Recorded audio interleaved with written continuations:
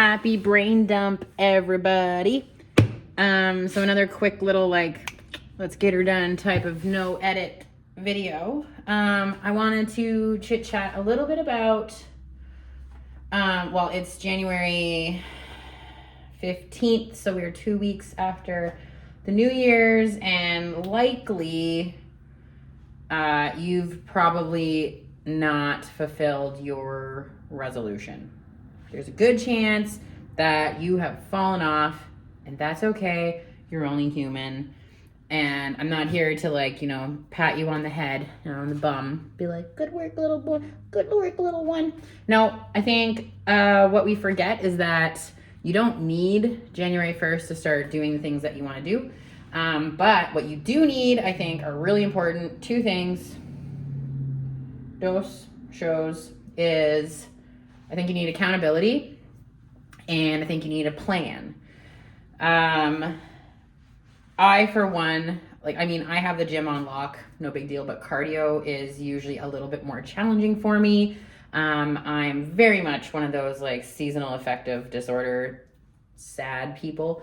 And if it's cold and if it's dark out, you'll pretty much have to drag me out of the house. So one thing that I know works for me is if I hit the snooze button or if I pick up my phone while I'm laying in bed and scroll, I am not getting out of bed anytime soon. So what I do is, as soon as my alarm goes off, no snooze button allowed, is as soon as my feet hit the floor, I'm out that door. And that just means that I don't give my body a second to find what is the path of least resistance. I just make sure that my body knows, no, once you're out of bed, the day gets going. So, and sometimes that requires planning too. So I will say the plan to get out the door, to do my cardio, sometimes that means I have to pre-grind my coffee to have it ready. So I just hit the boop button when I want to go, or having my workout clothes ready to go, having my shoes ready to go, having my pre-workout, my post-workout, everything ready, so that there is one less thing that I need to worry about, and that I can stay in bed as close to the time that I need to leave as possible. So it's kind of like a negotiation with your body. It's I will get out of bed, but not until the very last moment that I actually need to leave. And that's okay. That's a plan. And again, if you don't have that plan, then the brain will always want to protect. The brain wants to do as little as possible to keep you alive. And that generally means, like I said, the path of least resistance, which is the easiest route. And the easiest route is to not do any of it. The easiest route is just to stay at home, eat, and sleep. That's pretty much hibernation at this time of year. So get your butt up, feet hit the floor, out the door. I think I just made that up. Trademark. Another one is accountability. I think holding yourself accountable, as well as having another human hold you accountable, whether it be coworker, spouse, friend.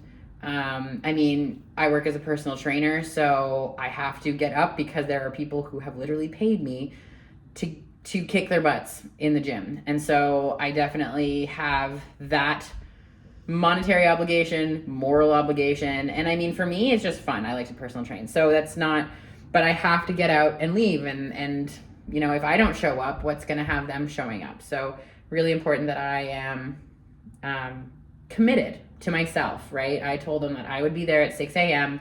I will be there at 6 a.m. So going back to that, it's holding yourself accountable, and maybe you schedule things that are a little bit earlier than you want to, but at least they're out of the way, done with, you go about your day. With that requires planning. Now, at the beginning of the year, you always buy a new calendar. I love having a calendar. I love having notebooks. So got myself a calendar. I write everything in it, my own workouts, dog appointments. I'll even write some of my boyfriend's appointments in there so I know what's going on. I also love writing everything down in notebooks. I just get these at the dollar store. All my ideas, all my thoughts, all my daily to-dos, grocery lists, schedules, everything goes into a notebook. And I mean, like, sometimes it can get chaotic, but I love to write everything down.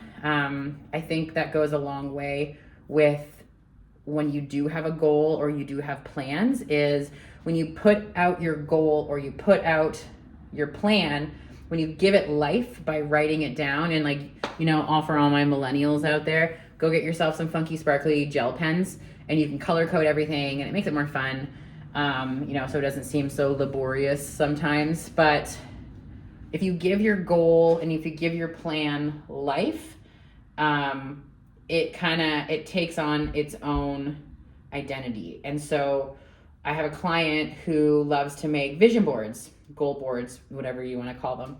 And, you know, at the beginning of this phase, she's like, okay, this is what I want. And she had pictures of, like, really pretty laid out meals, you know, pull-ups, you know, physique goals, all of it. And so by her showing it to me, she's also asking for me to hold her accountability to also her goals, to things that she's like, hey, Alyssa, you can visualize now what I want and you can help me achieve that. And so it sort of takes on its own life and it makes it more real if you either write it down or put it into a picture, make it your phone background or whatever, your lock screen, so that you can kind of see and continue to visualize what you want. And so if that looks like going on your Strava app or whatever they're called, you know, and getting in 5K run every day, right? And so, like, you have the visual of your little map and you can, visualize yourself doing that every day. And I think that's really important to give your goals and your plans life. The next one, it goes back to plans, is have one. I like to compare myself, and I have to my clients in the past, is I compare myself to, like, a GPS or MapQuest for, again, my millennials. And MapQuest was like a directions website. So you type in where you are, where you want to go, and it'll print off, like, a list of all the directions. And I would like to consider myself that, like, GPS. The plan that I've put out for you is the plan that is going to get you to your destination the quickest, you know, or in what I believe is the quickest. And you can follow that, and you might fall along the wayside a couple times. And then my job is to reroute you, get you back on the path, and keep going. So similarly, when you have that plan, when you have it laid out for you, when you have your day-to-day tasks of what you need to do, you're going to, your trip to success will happen that much more smoothly and without interruptions. So, and I mean, like, shit happens, you know, illness happens, events happen, people are born, people die, happens, is life. But it's about how we recover and we can overcome a hiccup. And I mean, it's easy to just stop and hand in, you know, put in the towel and say, I'm done. But in order to create that, rewire your brain to create that habit to fight and to continue on, you do have to take a few steps. Or, here, example, just thought of this now. Or if you're, like, running through mud, as soon as you stop running, you're going to sink deeper and deeper. And you can lift your feet up and you can get moving, but the first few steps are quite sticky, and until you get that momentum again. So don't think of it as you're stuck and you can't move. Just think of it as a few rough, sticky steps before you can get your pace again. So sticking with the plan, following the plan, and holding yourself accountable by asking others to also hold yourself accountable. But at the end of the day, you're the only one who cares. Long ago, I taught myself that I was burning out as a personal trainer when I first started because I cared so much. Not that I don't now, but I have learned that I can't care more than my clients. I can't care more about their goals because I'm not the one doing them. I can tell Patricia to go, you know, do this workout every day, and I can get excited about it and, like, amp her up about it, but ultimately if she doesn't go and do it or can't find the gumption or excitement or even just interest to go and do it, I can't keep caring about it. And so you can't keep caring about other people's goals more than your own. It's that whole make sure your cup's filled before someone else's. Just care about you first, take care of you, get your shit done, and then be that supportive rah-rah cheerleader for someone else. I think that might be it. I don't want to talk too long because I'm going to start rambling. Already pretty much have, but that was my resolution.